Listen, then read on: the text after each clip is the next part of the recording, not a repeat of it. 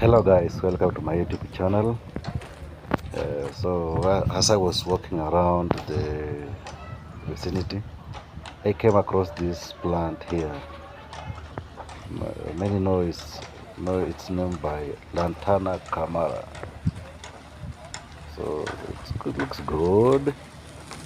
And also came another one. We'll see it later.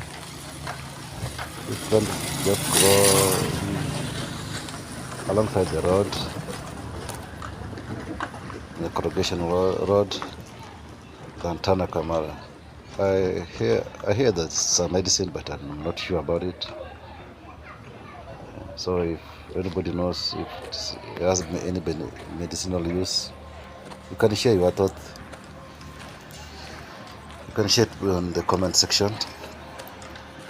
Then I came across another one. Actually, there are two. I came across. You'll see them. Just wait a little bit.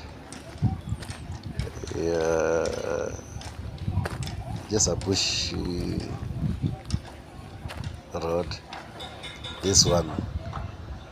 Many know it is I think clip dagger, lion's tail or lion's ear. That one.